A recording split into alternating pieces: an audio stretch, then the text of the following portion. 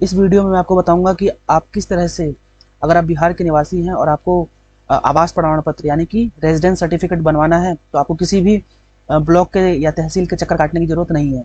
इसके लिए आप अपने घर पे ही बैठे बैठे इसको अप्लाई कर सकते हैं। अगर आपको भी अप्लाई करना है तो आप इस पूरी वीडियो को देखें। इस वीडियो में मैं आपको बताऊंगा कि किस तरह से आप घर बैठे ही अप्लाई कर सकते हैं। तो चलिए स्टार्ट करते हैं। इसके लिए आपको सबसे पहले किसी भी ब्राउजर को अपने फ़ोन में या फिर लैपटॉप में ओपन कर लेना है। ओपन करने के बाद इसके सर्च बार में हमें टाइप करना है RTPS बिहार। जैसे सर्च करेंगे तो हमारे पास इसका जो पहला लिंक आएगा इसको हम ओपन कर लेंगे। ये हमारे पास सर्विस प्लस की जो वेबसाइट है बिहार की, वो ओपन हो जाएगी हमारे पास। इसके बाद हमें अगर इंग्लिश में करना है तो इंग्लिश में कर सकते हैं इस पूरी वेबसाइट को, अगर हमें हिंदी में समझ में नहीं आता है तो। और अगर हिंदी में समझ में आता है तो हिंदी में ही रहने देंगे। बाद हम इसके अंदर जो सबसे पहला ही जो दिख रहा है हमें लोक सेवाओं का अधिकार, इसके अंदर हम देखेंगे सामान्य प्रशासन विभाग। इसको हम ओपन कर लेंगे। ओपन करने के बाद हमें बनाना है आवास प्रमाण पत्र, यानी कि हमारा रिहायशी प्रमाण पत्र बनाना है। तो इसके लिए हम सबसे पहले वाला जो है इसको ही ओपन करेंगे। ओपन करने के बाद हमारे पास 3 लेवल खुल जाते हैं। तो हमें अगर सबसे पहले बना रहे हैं तो हमें अंचल स्तर पर बनाना होगा। तो इसके लिए हम इसको ओपन कर देते हैं। तो ये ओपन हो गया हमारे पास फॉर्म। अब इस फॉर्म को हम प्रॉपरली फिल कर देंगे बढ़िया से, और ये फिर फॉर्म फिल कर देंगे तो ये हमारा जो डोमिसाइल सर्टिफिकेट यानी रेजिडेंस सर्टिफिकेट, जो कि निवास प्रमाण पत्र के नाम से भी जानते हैं, तो वो हमारा बन के तैयार हो जाएगा। तो इसके लिए सबसे पहले हम अपने जेंडर को सिलेक्ट करेंगे। जेंडर सेलेक्ट करने के बाद हमारे पास सैल्यूटेशन सेलेक्ट करेंगे, यानी कि हम श्रीमान श्रीमती जो भी लगाना है वो लगा सकते हैं। इसके बाद हम अपना नाम डालेंगे। यहाँ पे एप्लीकेंट का नाम, जिसका हम बना रहे हैं उसका नाम यहाँ पे डालेंगे।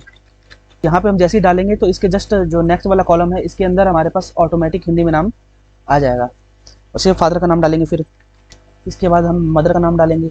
अगर किसी स्त्री का बना रहे हैं तो अगर वो विवाहित हैं तो उनके हस्बैंड का नाम डाल देंगे। उसके बाद यहाँ पे एक मोबाइल नंबर हमें देना होगा। मोबाइल नंबर पे अब हमारे पास एक OTP जाएगा। तो ये OTP आ चुका है। अब ये OTP एंटर करने के बाद हम वैलिडेट कर देंगे। यहाँ पे एक ईमेल एड्रेस डालना है, एक्टिव ईमेल एड्रेस डालना है। यहाँ पे ईमेल एड्रेस डालने के बाद अब हमें अपना एड्रेस बताना है।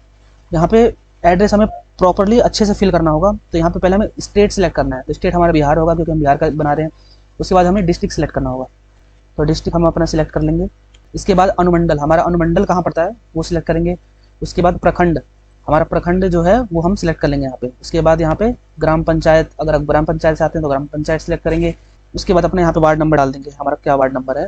उसके बाद ग्राम पंचायत जो भी आपका गाँव होगा वो सिलेक्ट कर लेंगे। यहाँ पे अपने गाँव का नाम डालेंगे। और इस जगह पे अपना हमारा जो डाकघर है, जो पोस्ट ऑफिस है हमारा, वो पोस्ट ऑफिस यहाँ पे हम डाल देंगे।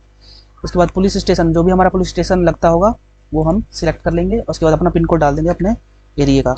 उसके बाद एक हमें फोटो यहाँ पे देना होगा। जो भी फोटो हम लें उसके ऊपर अपने सिग्नेचर जरूर कर दें ध्यान से, नहीं तो फॉर्म रिजेक्ट हो जाता है और फिर कहते हैं कि हमारा बना नहीं। फिर यहाँ पे फोटो सिलेक्ट कर लेंगे। फोटो सिलेक्ट करने के बाद अगर आपके पास आधार कार्ड नंबर है तो आधार कार्ड नंबर डालेंगे, नहीं तो छोड़ देंगे। इसके बाद हमारे पास अब रेजिडेंशियल टाइप बताएंगे। अगर आप बिहार के परमानेंट रेजिडेंस यानी कि आपका जन्म ही वहाँ पे हुआ है तो ऐसे में आप स्थायी निवासी प्रमाण पत्र बनाएंगे। और अगर आप बिहार से नहीं हैं, फिर किसी काम की वजह से आप बिहार गए हैं, तो आपके पास अस्थायी प्रमाण पत्र बनेगा। तो हम बना रहे हैं स्थायी प्रमाण पत्र क्योंकि हम बिहार के लोग का ही बना रहे हैं। उसके बाद यहाँ पे हम उद्देश्य डालेंगे, किस रीजन से हम ये बना रहे हैं, तो स्टडी डाल देंगे।